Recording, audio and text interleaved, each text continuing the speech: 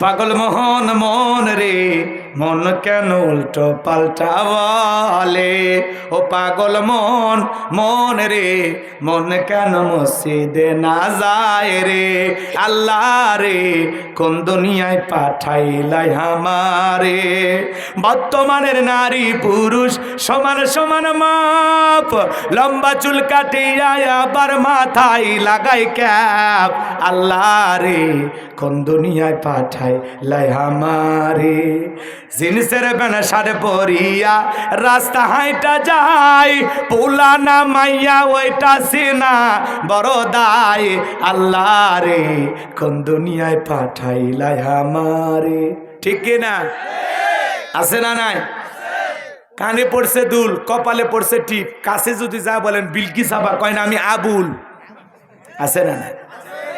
বুখারী শরীফের স্পষ্ট হাদিস, আল্লাহ রসুল বলেছেন কোন পুরুষ যদি নারীর বেশ ধারণ করে আর কোন নারী যদি পুরুষের বেশ ধারণ করে আল্লাহর লানত তাদের উপরে। কথা বলে ঠিক কিনা? এদেশে পোশাকের এত স্বাধীনতা, তারপরে এদেশের কিছু কিছু বোন আন্দোলন করলো ঢাকা শহরে। ওরা কি বললো? আমরা পোশাকের স্বাধীনতা চাই। শোনেননি আপনারা? শোনেননি?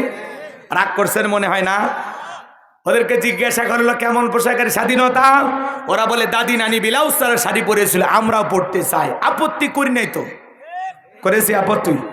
দাদি নানি ব্লাউজ ছাড়া শাড়ি পরেছিল, এখন অভাবের কারণে পড়ুক আর গরমের কারণেই পড়ুক। কোন দাদি কি শাড়ি পরিয়া বিশ্ব রোডে যা আন্দোলন করছে আমি তোমার দাদি দেখে যাও শাড়ি পরেছি বলেছিল? কোন নানি বলেছিল? এরা কেন বলে? কারণটা কি? দাদি নানি ব্লাউজ ছাড়া শাড়ি পরেছিল, 12 হাত শাড়ি দিয়ে পুরো দেহটা ঢেকে রেখেছিল। আর তুমি বোন ব্লাউজ ছাড়া শাড়ি পরছো, পুরো পিঠটা এমন কায়দায় ফাঁকা রাখছো মনে হয় আর্জেন্টিনা আর ব্রাজিলের ফুটবল ম্যাচ হবে। কথা কোন ঠিক কিনা? এরা পোশাকের স্বাধীনতার নামে কি বুঝাইতে চায়? যেটুকু পরে আছে ওটুকু পরে থাকতে চায় না। কোন সভ্য ভদ্র ফ্যামিলির মেয়ে এমন কথা মুখ দিয়ে বের করতে পারে? কথা বলেন না কেন? একটা নারী যদি ঢিলা ধারা বোরকা পরে হাত মুজা পা মুজা লাগাইয়া রাস্তা দিয়ে হেঁটে যায়, শ্রদ্ধার সম্মানে মাথাটা নত হয়ে আসে। কথা কন? পর্দা নারী সিকিউরিটি দেবে, পর্দা নারীকে নিরাপত্তা দেবে, পর্দা নারীর সম্মান মর্যাদা বাড়ায়। পর্দা এটা আল্লাহর দেয়া নারীদের জন্য ফরজ বিধান। কথা বলে ঠিক? রাগ করতেছেন মনে হয়? মা বোনেরা পর্দায় থাকতে চায় না। আল্লাহ বলেন অকরনা ফি বুয়ুতিকুন্না ওয়ালা তাবাররাজনা তাবাররুজাল জাহিলিয়াতিল উলা, নারীরা তোমরা ঘরের ভিতর অবস্থান করো, খবরদার জাহিলিয়াতের যুগের মেয়েদের মতো নোংরা অশ্লীল পোশাক পরে নিজের দেহকে প্রদর্শন করো না। নারীরা পর্দায় থাকলে নিরাপদে থাকবে, পর্দাশীল নারীর উপরে আল্লাহর রহমত নাজিল হয়। কথা বলে না কেন? পর্দাতেই নারীকে সুন্দর দেখায়। কথা বলে? যারা বেপরদায় চলে, উল্টা পাল্টা পোশাক পরে, অর্ধলুঙ্গ পোশাক পরে, যার পোশাক যত খারাপ ওর চরিত্র তত খারাপ। কথা কন? কোন মুসলিম দাবি করা, নিজেকে মুসলমান দাবি করা এমন পুরুষের স্ত্রী বাহিরে বোরকা ছাড়া বের হতে পারে না। কথা কন? আপনার বউ বাইরে বোরকা ছাড়া যায়, ধমক দিতে পারেন এ জলেখা বোরকা পরে যা। কথা কন? তখন বউ কি বলে? হ্যাঁ আমি মনে হয় বুড়ি হয়েছি যে বাইরে বোরকা পরে যাবো। তখন বলবেন এ বুড়ি হলে তো দিক কেউ তাকাবি না, এখন দোকানপাট ঢেকে বাইরে যা। কতক্ষণ ঠিক কি না? মাজান গো মন খারাপ করবেন না, কষ্ট মনের মধ্যে নেবেন না। আপনি যদি নিজেকে মুসলমান দাবি করেন, আপনার মেয়ে কখনো বোরকা ছাড়া বাহিরে যেতে পারে না। কথা বলেন ঠিক কি না? বাংলাদেশ মুসলমানের দেশ, এদেশে উলঙ্গ হয়ে চলা যাবে না, অশ্লীলতা চলবে না। কথা বলে না কেন?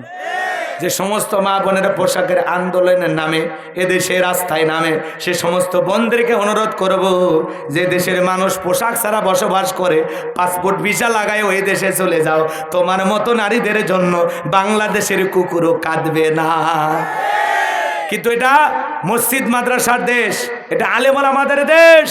এই দেশে অর্ধলুঙ্গ পোশাক পরবেন, অশ্লীলতা করবেন, লাফালাফি করবেন, এটা মেনে নেওয়া হবে? মা বোনেরা পর্দায় থাকবেন, যে নারী বোরকা পরে, পর্দা করে, নামাজ পড়ে, কোরআন তেলাওয়াত করে, তার পেট থেকে নামাজি সন্তানই জন্মগ্রহণ করে। কথা বলেন ঠিক কিনা? মা উল্টা পাল্টা হয়ে চলাফেরা করলে উল্টা পাল্টা বাচ্চাই জন্মগ্রহণ করে। মা ভালো, সন্তান ভালো, ক্ষেত ভালো, ফসল ভালো।